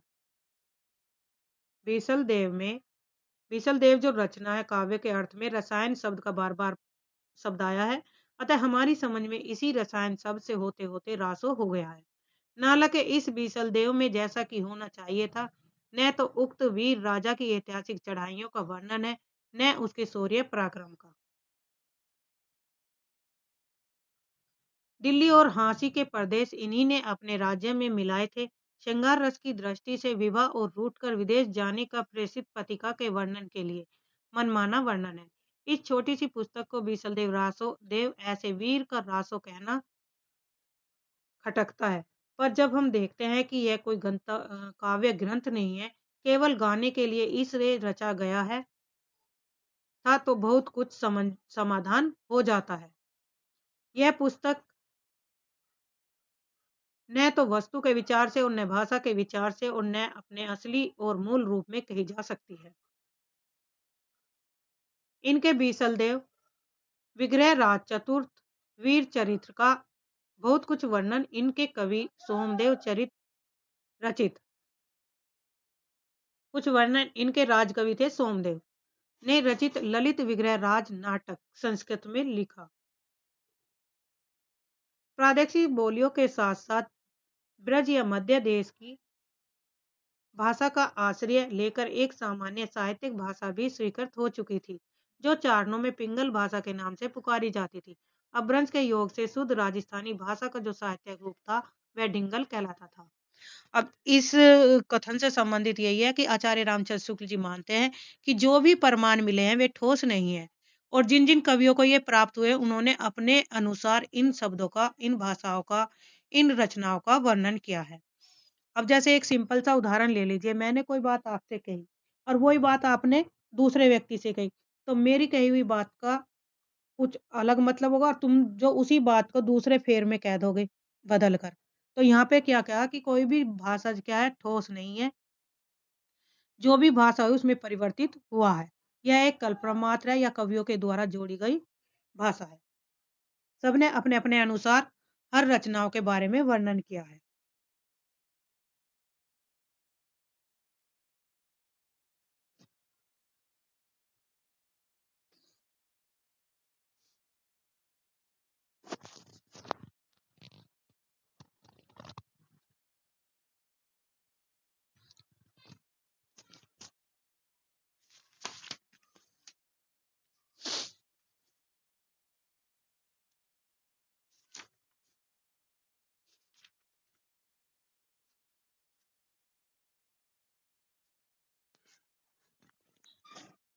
पृथ्वीराज रासो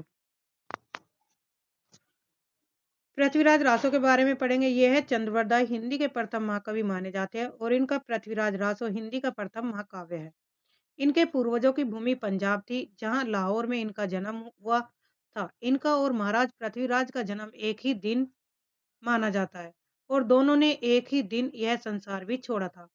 यह माना जाता है कि पृथ्वीराज जो राजा हुए और चंद्रवरदाई कवि, इन दोनों का जन्म एक दिन ही हुआ था और एक दिन ही इनकी मृत्यु हुई थी।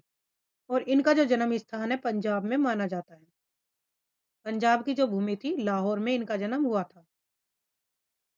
इनके पूर्वजों की भूमि क्या थी? पंजाब थी और पंजाब में ही इनका जन्म हुआ था। किसका? पृथ्वीराज चौहान का। ये महाराज पृथ्वीराज के राज कवि थे। कौन? चंद्रवरदाई। चंद्रवरदाई पृथ्वीराज के राज कवि ही नहीं, उनके सखा और सामंत भी थे तथा षड भाषा, छह भाषा, व्याकरण, काव्य साहित्य, छंद शास्त्र, ज्योतिष, पुराण, नाटक और अनेक विद्याओं में पारंगत थे। षड भाषा का मतलब है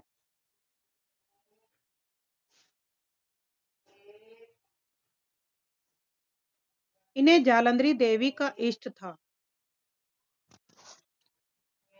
जिन्हें जालंधरी देवी का इष्ट था, इनकी कृपा से ये अदृश्य काव्य भी कर सकते थे।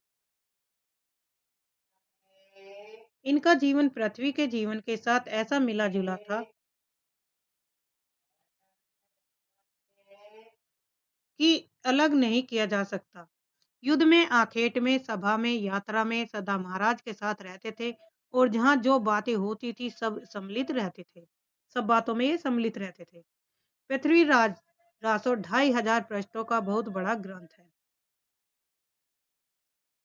पृथ्वीराज में कितने पृष्ठ हैं? 2500। तो इम्पोर्टेंट फैक्ट है, पूछा जा सकता है कि पृथ्वीराज रासो में कितने पृष्ठों का वर्णन है तो 2500 पृष्ठों का यह बहुत बड़ा ग्रंथ है। प्राचीन समय में प्रचलित प्राय सभी छंदों का व्यवहार हुआ। मुख्य छंद है कवित, छपैत, धुआ, तोमर, त्रोटक, गाह और आर्य। जैसे कादम्बरी के संबंध में प्रसिद्ध है कि इसका पिछला भाग बाण के पुत्र ने पूरा किया, वैसे ही रासों के पिछले भाग का भी चंद के पुत्र जलहन द्वारा पूर्ण किया जाना कहा जाता है। रासों के अनुसार जब शहाबुद्दीन गोरी पृथ्वीराज को कैद करके गजनी ले गए, तब कुछ दिनों पीछे चंद भी वहीं गए। जाते समय कवि ने अपने पुत्र जलहन के हाथों में रासों की पुस्तक देकर उसे पूर्ण करने का संकेत किया। जलहन के हाथ में रासों को सौंप जाने और उसके पूरे किए जाने का उल्लेख रासों में मिलता है। यह दोहा दिया गया है अपने पुत्र को सौंपते समय, पुस्तक जलन हत दे चली गजन नृपकाज, रघुनाथ चरित हनुमत कृत भूप भोज उदयरी जिमी। पृथ्वीराज सुजस कवि चंद कृत चंद चंद उदरिय तिमि। पृथ्वीराज रासों में आबू के यकुंड से 4 क्षत्रिय कुलों की उत्पत्ति तथा चौहानों के अजमेर में राजस्थान से लेकर पृथ्वीराज के पकड़े जाने तक का सविस्तार वर्णन किया गया है। बहुत से राजाओं के साथ पृथ्वीराज के युद्ध और अनेक राजकन्याओं के साथ विवाह की कथाएं भी रासों में भरी पड़ी हैं। पृथ्वीराज विजय के कर्ता जयानक ने पृथ्वीराज के मुख्य भाट या बंदी राज का नाम पृथ्वीभट्ट लिखा है। चंद का उसने कहीं नाम नहीं लिया। यही कहा जा सकता है कि चंद्रवरदाई नाम का यदि कोई कवि था तो पृथ्वीराज की सभा में न रहा होगा। यह जयानक के कश्मीर लौट जाने पर आया होगा। अधिक संभव यह जान पड़ता है कि पृथ्वीराज के पुत्र गोविंदराज, पृथ्वीराज के पुत्र कौन थे? गोविंदराज, और उनके भाई हरिराज, इन दोनों में से किसी के वंशज के यहाँ चंद नाम का कोई भाट कवि रहा होगा, जिसने उनके पूर्वज पृथ्वीराज की वीरता आदि के बारे में वर्णन करते हुए रचनाएं की है। यह ग्रंथ न तो भाषा के इतिहास के और न ही साहित्य के इतिहास के जिज्ञासु के काम की है। यह पूरा ग्रंथ वास्तव में जाली है। तो यह कथन किसने कहा? शुक्ल जी ने। यह कथन आ भी चुका है, इंपोर्टेंट है कि पृथ्वीराज रासो को का जो जाली ग्रंथ माना है वो किसने माना है? आचार्य रामचंद्र शुक्ल जी ने। नेक्स्ट है भट्ट केदार और मधुकर कवि। जो भट्ट केदार की रचना की है मधुकर कवि ने की है। अब इसके बारे में पढ़ेंगे।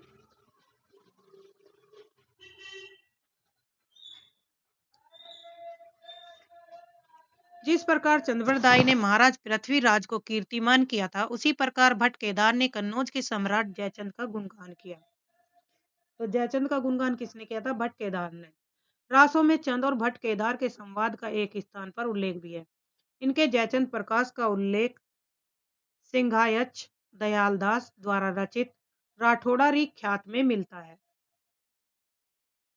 जयचंद प्रकाश का उल्लेख किसमें मिलता है? राठौरी ख्यात में, जो बीकानेर के राज पुस्तक भंडार में सुरक्षित है। इस ख्यात में लिखा है कि दयाल दास ने आदि से लेकर कन्नौज तक का वृत्तांत इन्हीं दोनों ग्रंथों के आधार पर लिखा है।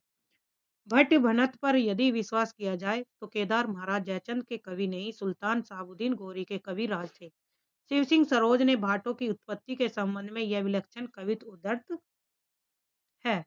प्रथम विधाता ते प्रकट भये बंदीजन, पुनि पृथक जग ते प्रकाश सरसात है। माने सुत सोनक ने वाचत पुराण रहे, जसको बखाने मासुक सरसात है।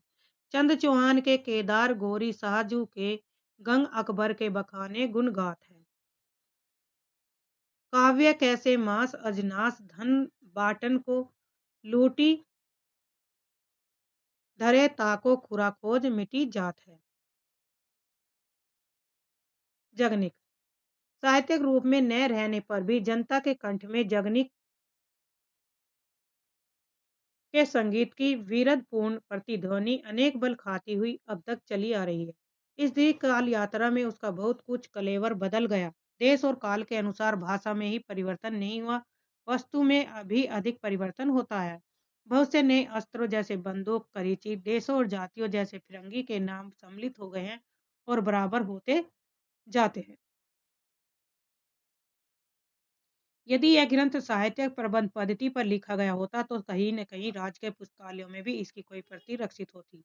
यह गाने के लिए ही रचा गया था और इससे पंडितों और विद्वानों के हाथ इनकी रक्षा की ओर नहीं बढ़े। जनता ही के बीच इसकी गूंज बनी रही, पर यह गूंज मात्र है, मूल शब्द नहीं। आला का प्रचार यूं तो सारे उत्तर भारत में है, पर बैसवाड़ा इसका केंद्र माना जाता है। वहाँ इसके गाने वाले बहुत अधिक मिलते हैं। बुंदेलखंड में विशेषतः महोबा के आसपास भी इसका चलन बहुत है। इन गीतों के समुच्चय को सर्वसाधारण आलाखंड कहते हैं, जिससे अनुमान होता है कि आलाखंड संबंधी ये वीर गीत जगनी के रचे उस बड़े काव्य के एक खंड के अंतर्गत है जो चंदेलों की वीरता के वर्णन में लिखा गया है। आला और उधर परमाल के सामंत थे और बनाफर शाखा के क्षत्रिय थे। तो आला उधल किसके सामंत थे? परमाल के। और कौन से क्षत्रिय थे? बनाफर शाखा के। अब ये फुटकर रचनाओं से संबंधित आदिकाल में मोटे तौर पर तीन तरह की भाषा मिलती है। प्राकृत की रूढ़ियों से बहुत कुछ बद्ध भाषा, अपभ्रंश, जिसके तीन रूप मिलते हैं। नंबर एक, प्रचलित काव्य भाषा, जो किसकी भाषा रही? सिद्धों की। दूसरी, सतुगड़ी नाथों की भाषा, सारंगधर विद्यापति की बोली, अपभ्रंश रही। प्राकृत की रूढ़ियों से बहुत कुछ मुक्त भाषा, देश भाषा, इसके दो रूप है, पिंगल और डिंगल। पिंगल में ब्रज भाषा का मिश्रण मिलता है और डिंगल में राजस्थानी भाषा का। डिंगल का अर्थ है कठोर, पिंगल में अपभ्रंश और ब्रज। अपभ्रंश प्लस ब्रज भाषा। पिंगल कही जाती है प्रेम की भाषा, कोमल, और डिंगल में अपभ्रंश प्लस राजस्थानी। अपभ्रंश प्लस राजस्थानी का मिश्रण है।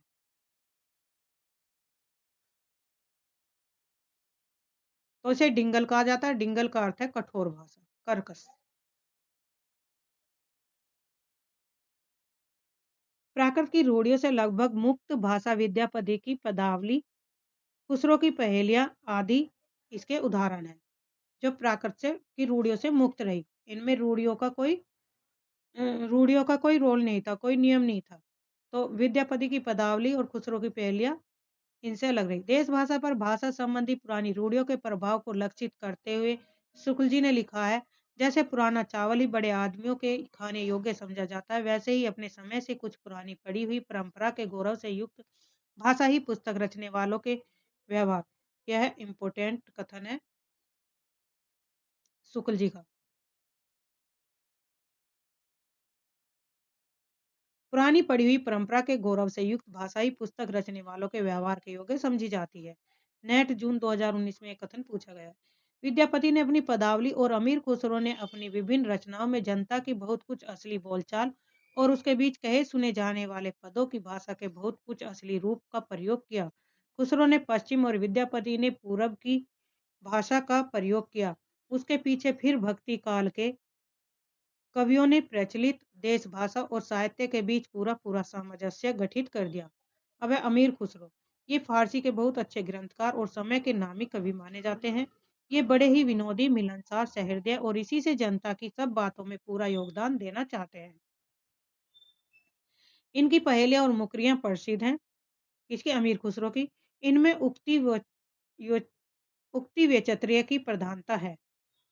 यद्यपि कुछ रसीले गीत और दोहे भी इन्हें इन्हें कहे हैं। खुसरो के नाम पर संग्रहित पहेलियों में कुछ प्रशिक्षित और पीछे की जोड़ी पहेलियां भी मिल पाई गई हैं। इसमें संदेह नहीं है। उदाहरण, हुक्के वाली पहेली। हुक्का व तंबाकू खुसरो के बहुत बाद जहांगीर के समय प्रचारित हुआ था। इन्होंने गयासुद्दीन बलबन से लेकर अलाउद्दीन कुतुबुद्दीन मुबारक शाह तक कई पठान बादशाहों का जमाना देखा था। इन्होंने अमीर खुसरो ने जिस ढंग के दोहे, तुकबंदियां और पहेलियां आदि साधारण जनता की बोलचाल में इन्हें प्रचलित मिली, उसी ढंग के पद, पहेलियां और आदि कहने की उत्कंठा इन्हें भी हुई है।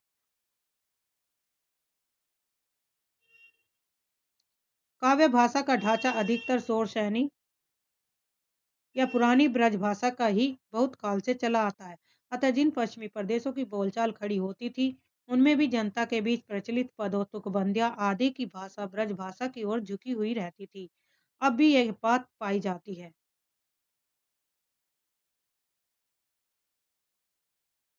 हिंदी की रचनाओं में दो प्रकार की भाषाओं का प्रयोग मिलता है। नंबर एक, ठेठ खड़ी बोली, बोलचाल की, जिसमें पहेलियाँ, मुकरियाँ और दो सुखनों में ही मिलती है। यद्यपि इनमें भी कहीं-कहीं ब्रज भाषा की झलक मिलती है। गीतों और दोहों की भाषा ब्रज या मुख्य प्रचलित काव्य भाषा ही है। यही ब्रज भाषापन देख उर्दू साहित्य के इतिहास लेखन प्रोफेसर आजाद को यह भ्रम हुआ था कि ब्रज भाषा से खड़ी बोली अर्थात अरबी फारसी ग्रस्त रूप उर्दू निकल पड़ी है।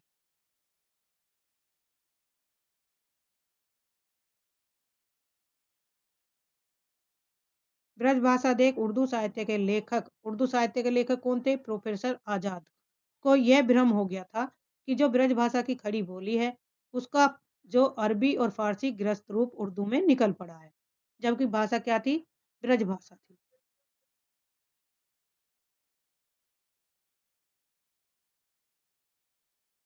खुसरो की भाषा दीर्घ मुख्य परंपरा के बीच किसी अंश तक शायद कुछ बदल गई होगी। उसका पुरानापन कुछ नहीं निकल गया होगा, पर यह निश्चित है कि उसका ढांचा कवि और चारणों द्वारा व्यवहृत प्राकृत की रूढ़ियों से जकड़ी काव्य भाषा से भिन्न था। कबीर की अपेक्षा खुसरो का ध्यान बोलचाल की भाषा की ओर अधिक था, उसी प्रकार जैसे अंग्रेजों का ध्यान बोलचाल की भाषा की ओर से अधिक रहता है। खुसरो का लक्ष्य जनता का मनोरंजन था, पर कबीर धर्मोपदेशक थे। अतः उनकी बानी पोथियों की भाषा का सहारा कुछ न कुछ खुसरो की अपेक्षा अधिक लिए हुए है। यह कथन भी इम्पोर्टेंट है, एग्जाम में पूछा जा चुका है नेट जून 2015 में। अब है विद्यापति। विद्यापति की 3 भाषाओं में काव्य की रचना है, संस्कृत, अपभ्रंश और देश भाषा का, जिनकी रचना में अपने समय की प्रचलित मैथिली भाषा का प्रयोग करने के कारण ये मैथिल कोकिल कहलाए। वह एक जो रचना है पदावली है। पदावली के आधार पर क्या कहता है ये मैथिल कोकिल? कौन? विद्यापति। विद्यापति को बंग भाषा वाले अपनी ओर खींचते थे और सोर्स जॉर्ज ग्रियर्सन ने बिहारी और मैथिली को मागधी अपभ्रंश से निकली होने के कारण हिंदीचा अलग माना। पर केवल भाषा शास्त्र की दृष्टि से कुछ प्रतियों के आधार पर ही साहित्य सामग्री का विभाग नहीं किया गया जा सकता। कोई भाषा कितनी दूर तक समझी जाती है इसका विचार तो भी आवश्यक होता है। किसी भाषा का समझा जाना अधिकतर उसकी शब्दावली पर अवलंबित होता है। यदि ऐसा न होता तो उर्दू और हिंदी का एक ही साहित्य माना जाता।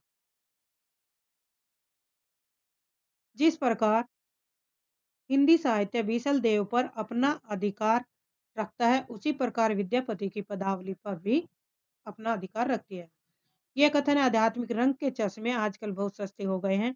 उन्हें चढ़ाकर जैसे कुछ लोगों ने गीत गोविंद के पदों को आध्यात्मिक संकेत बताया, वैसे ही विद्यापति के इन पदों को भी सुर साहित्य कृष्ण भक्तों के श्रृंगार पदों की भी ऐसे लोग आध्यात्मिक व्याख्या चाहते हैं। पता नहीं बाल लीला के पदों का वे क्या करेंगे। इस संबंध में यह अच्छी तरह समझ रखना चाहिए कि लीलाओं का कीर्तन कृष्ण भक्ति का एक प्रधान अंग है। जिस रूप में लीलाएं वर्णित है उसी रूप में उनका ग्रहण हुआ। इन लीलाओं का दूसरा अर्थ निकालने की आवश्यकता नहीं। यह कथन भी शुक्ल जी का है और शुक्ल जी ने किसके बारे में कहा? विद्यापति के। विद्यापति के संबंध में यह कथन कहा था शुक्ल जी ने। तो वेरी वेरी इंपॉर्टेंट है, अच्छे से पढ़ लीजिए। विद्यापति के पदों को प्राय श्रृंगार काल का माना जाता है। राधा कृष्ण नायक और नायिका हैं, जो राधा कृष्ण को इन्होंने नायक नायिका मानकर यह ग्रंथ की रचना की। जयदेव के गीत काव्य के अनुकरण पर इनकी रचना की संभावना व्यक्त की और इनके माधुर्य को अद्भुत माना। विद्यापति को शैव माना जाता है। विद्यापति को कृष्ण भक्तों की परंपरा में न समझना चाहिए। तो विद्यापति कैसे करते? तो शैव संप्रदाय से संबंधित थे, शैव को मानते थे। शुक्ल जी ने राजा हमीर तक वीर गाथा काल को माना है। उनके पीछे भी वीर काव्य की रचना तो हुई, किंतु कवि की प्रवृत्ति बदल चुकी थी। इसे लक्ष्य करते हुए शुक्ल जी ने लिखा है, हिंदी साहित्य के इतिहास की एक विशेषता यह भी रही है कि एक विशिष्ट काल में किसी रूप की जो काव्य सरिता वेग से प्रभावित हुई, वह यद्यपि आगे चलकर मंद गति से बहने लगी, पर 900 वर्षों के हिंदी साहित्य के इतिहास में हम उसे कभी सर्वथा सूखी हुई नहीं पाते। वेरी वेरी इंपॉर्टेंट है कथन भी, आचार्य रामचंद्र शुक्ल जी का है। आदिकाल संबंधी नामकरण है, जो इन कवियों ने जो आदिकाल के नाम सुझाए हैं उनके आधार पर। तो देखते हैं चारण काल किसने कहा? जॉर्ज गिरियर्सन और एफ.ई. के ने। प्रारंभिक काल मिर्चबंधु और गणपति चंद्रगुप्त ने। बीजोपन काल महावीर प्रसाद द्विवेदी ने दिया। वीरगाथा काल आचार्य रामचंद्र शुक्ल ने। सिद्ध सामंत काल राहुल सांकृत्याय ने। वीरकाल विश्वनाथ ने। विश्वनाथ प्रसाद मिश्र ने। संधि और चारण काल रामकुमार वर्मा ने। आदिकाल हजारी प्रसाद द्विवेदी ने। जयकाल रमाशंकर शुक्ल रसाल ने। आधार काल सुमन राजे मोहन अवस्थी ने। अपभ्रंश काल धीरेन्द्र वर्मा बच्चन सिंह। उद्भव काल वासुदेव सिंह। हिंदी के प्रथम कवि और उनके प्रवक्ता।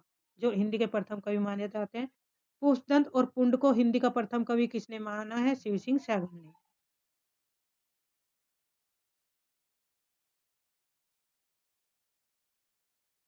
सालीभर सूदरी को प्रथम कवि गणपति चंद्रगुप्त मानते हैं। स्वयंभू को रामकुमार वर्मा। सरपा को राहुल सांकृत्याय। अब्दुल रहमान को हजारी प्रसाद द्विवेदी। विद्यापति को डॉक्टर बच्चन सिंह। मुझको चंद्रधर शर्मा गुलेरी। कुछ महत्वपूर्ण तथ्य दिए गए हैं। देवसेन द्वारा रचित सारकाचार को हिंदी की प्रथम रचना माना जाता है। जॉर्ज ग्रिशन ने आदिकाल के अंतर्गत 9 कवियों को शामिल किया था। इंपोर्टेंट है। मिर्चबंधु ने आदिकाल में पहले 19 कवियों को शामिल किया था, फिर अगले संस्करण में सिद्धों और नाथों को शामिल कर संख्या 75 कर दी थी। आचार्य शुक्ल ने आदिकाल को अनिर्दिष्ट और लोक प्रवृत्ति का युग भी कहा है। इंपोर्टेंट है।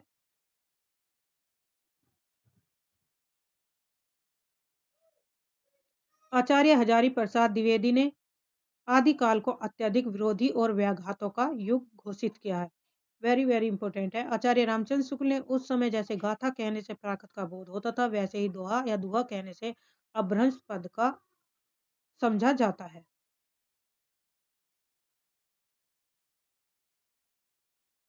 हजारी प्रसाद द्विवेदी का कथन है, दोहा या दुहा अपभ्रंश का छंद अपना छंद है और उसी प्रकार जिस प्रकार गाथा का प्राकृत अपना छंद है। तो इंपॉर्टेंट है। हजारी प्रसाद द्विवेदी ने अपने ग्रंथ हिंदी साहित्य के आदिकाल में लिखा है। इस प्रकार 10वीं से 14वीं शताब्दी का काल, जिसे हिंदी का आदिकाल कहते हैं, भाषा की दृष्टि से अपभ्रंश का ही बढ़ावा है। हजारी प्रसाद द्विवेदी के अनुसार डिंगल कवियों की वीर गाथाएं निर्गुणियों संतों की वाणियां कृष्ण भक्त या रागानुगा भक्ति मार्ग के साधकों के पद, राम भक्त या वैधि भक्ति मार्ग के उपासकों की कविताएं, सूफी साधना से पुष्ट मुसलमान कवियों के तथा ऐतिहासिक हिंदी कवियों के रोमांस और रीति काव्य, ये 6 धाराएं अपभ्रंश कविता का स्वाभाविक विकास है। यह भी इंपॉर्टेंट कथन है हजारी प्रसाद द्विवेदी का। देखिए, ये महत्वपूर्ण कथन रखे गए हैं जो एग्जाम में पूछे गए हैं सभी। हजारी प्रसाद द्विवेदी, गणपति चंद्रगुप्त प्रभृति कुछ एक विद्वानों ने अपभ्रंश और हिंदी के मध्य निर्णायक रेखा खींचना कठिन मानकर भक्ति काल से ही हिंदी साहित्य की शुरुआत मानने का मत प्रकट किया। प्रकृतानुशासन पुरुषोत्तम देव की रचना है।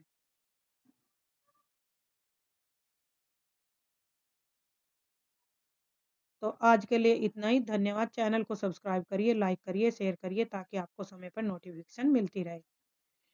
मैंने थोड़ी सी कोशिश की है अपनी कि आपको साधारण सरल और शब्दों में रामचंद्र शुक्ल के कथन और उनकी व्याख्या समझा सकूं। अधिक जानकारी के लिए आप हमारे टेलीग्राम ग्रुप से जुड़ सकते हैं। वीडियो को लाइक करिए, शेयर करिए ताकि आपको समय पर नोटिफिकेशन मिलती रहे।